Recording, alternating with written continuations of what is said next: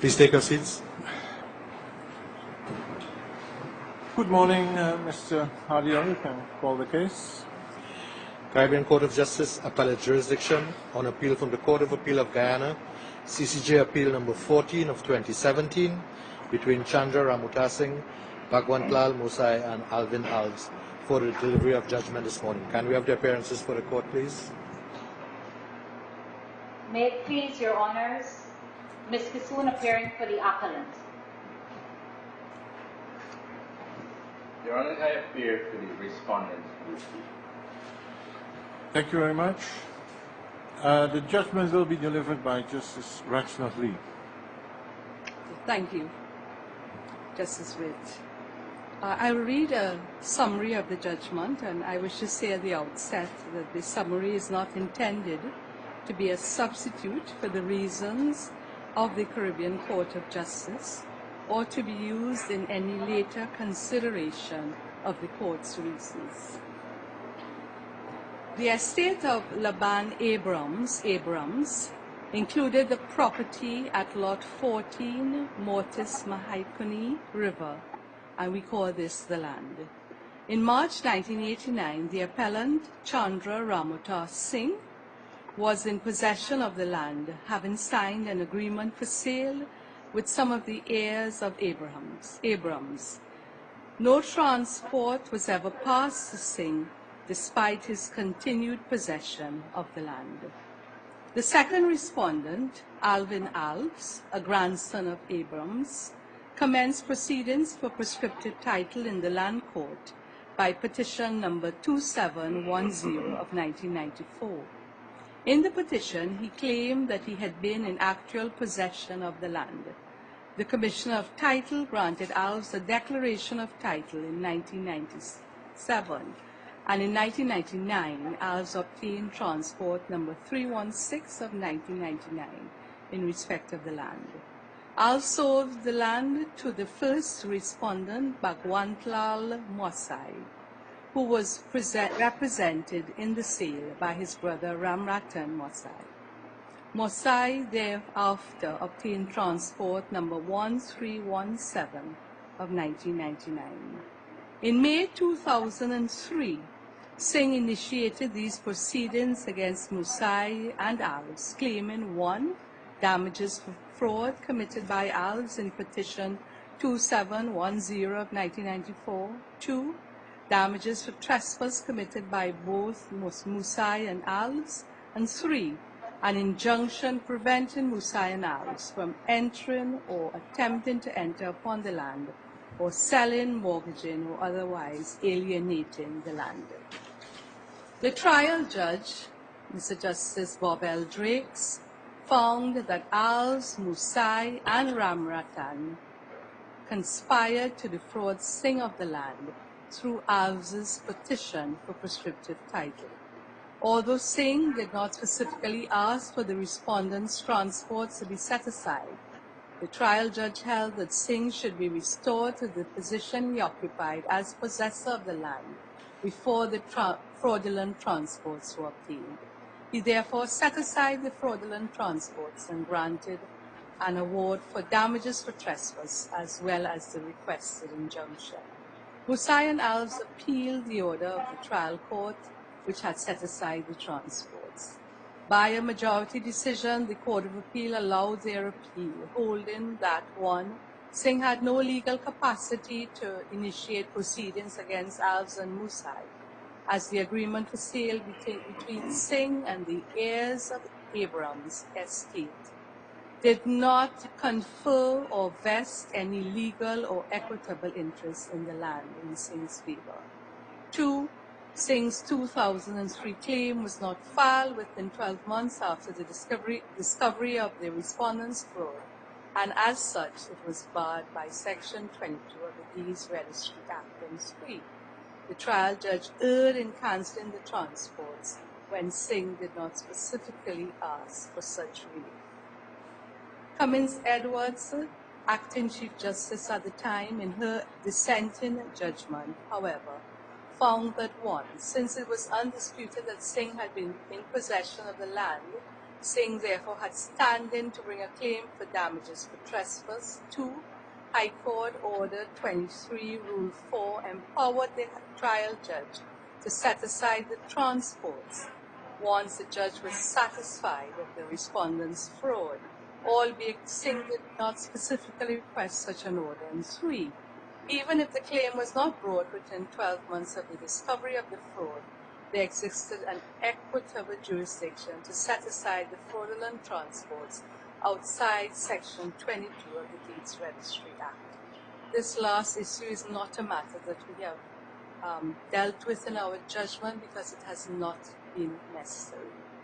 Singh applied to the Court of Appeal for leave to appeal the majority's decision to the CCJ in accordance with Section 6A of the Caribbean Court of Justice Act, the CCJ Act. However, having failed to file his application for leave to appeal within the time specified by Rule 10.3 of the Caribbean Court of Justice Appellate Jurisdiction Rules, Singh applied for and obtained permission from the Court of Appeal to extend the time for making the application. Both leave to extend time and leave to appeal were granted by the Court of Appeal. The substantive issues before the CCJ were essentially A. Whether Singh had standing to bring a claim for trespass and fraud. B. Whether the trial judge erred when he set aside the fraudulent transports, either because 1.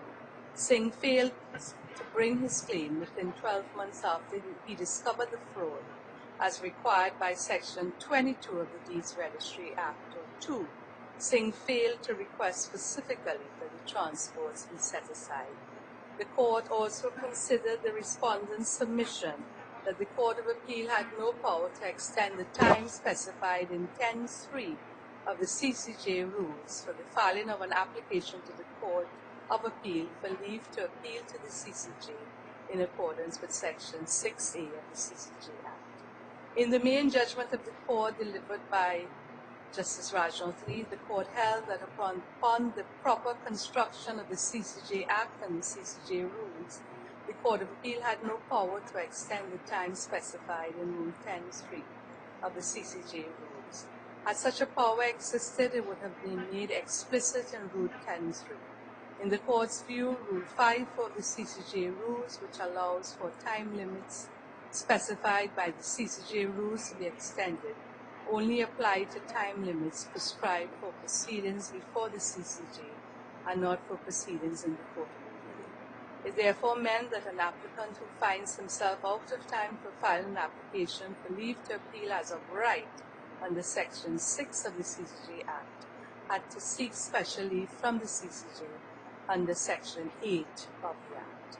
Despite agreeing that the Court of Appeal erred in extending time to file the application for leave, the court did not agree with counsel for the respondents that the CCJ did not have jurisdiction to hear the appeal. Considering all the circumstances of the case and bearing in mind that A. Singh proceeded upon the basis that he was validly before the court, B. the late stage at which the objection was brought to the attention of both Singh and the court, and C. the substantive issues raised in the appeal, the court was of the view that this was an exceptional case, and on that basis the court proceeded to hear the substantive appeal. In respect of Singh's capacity to commence these proceedings, the court held that Singh had standing to bring proceedings for trespass, since it had been accepted that he had been in possession of the land at all material times. The court also accepted the concession made by counsel for the respondents that Singh had standing to bring a claim for damages for fraud. Additionally, there was nothing in Section 22 of the Deeds Registry Act or elsewhere preventing Singh from bringing an action to challenge the fraudulently obtained transports, especially when the transports were issued on the false basis that Singh had been in possession of the land. Looking closely at the proviso to Section 22 of the Deeds Registry Act and the Roman Dutch jurisprudence in Guyana, the court was also of the view that the statute required that Singh commence his challenge to the fraudulent fraudulent transports within 12 months of having actual knowledge of the fraudulent acts committed by the respondents, and not mere knowledge of the passing or existence of a transport. The court examined the evidence before the trial judge and concluded that the earliest date in which it could be said that Singh knew of the fraudulent acts of the respondents was 15 July 2002, when he filed an earlier writ of summons and a petition in which he specifically mentions Alves' 1994 petition for prescriptive title. Accordingly, the court was satisfied that Singh filed these proceedings within the 12-month period, and so triggered the operation of the proviso, Section 22 of the Act. The court also agreed with Acting Chief Justice Cummins Edwards, as she was at that time, that the rules of the High Court, Order 23, Rule 4, which allowed a trial judge to give effect to any point of law appearing on the record or at the hearing of any action or matter, although not raised by either party in his pleadings or otherwise, empowered the trial judge to set aside the fraudulent titles, although there was no specific claim for cancellation in Singh's pleadings. It was noted that the better approach may have been for the trial judge to request further submissions from counsel on the nature of the relief that should be awarded, but the court was of the view that the judge's failure to do so was not fatal to Singh's appeal.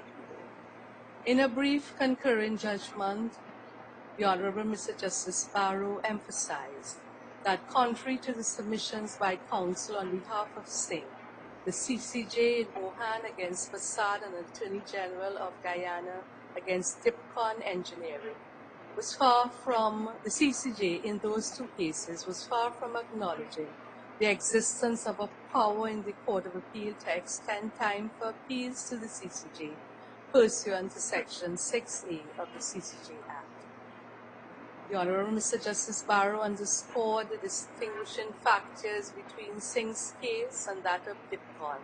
In particular, that in Dipcon, the purported appellant had let time for appealing to the Court of Appeal expire and was refused an extension of time by that court to appeal to that court.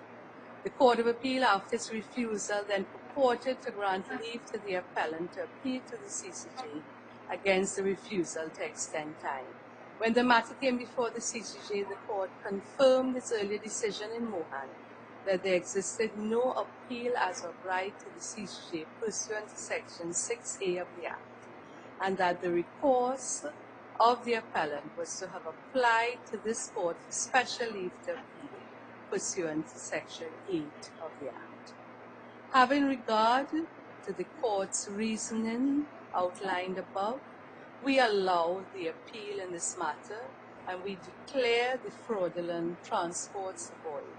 We reinstate the order of the trial judge, the Honorable Mr. Justice Bovell Drees.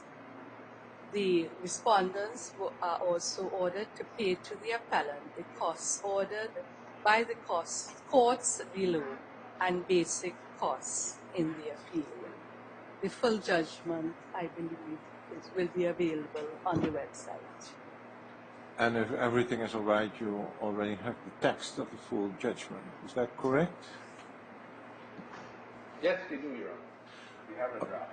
Okay, thank you. Is there anything you wish to say at this point?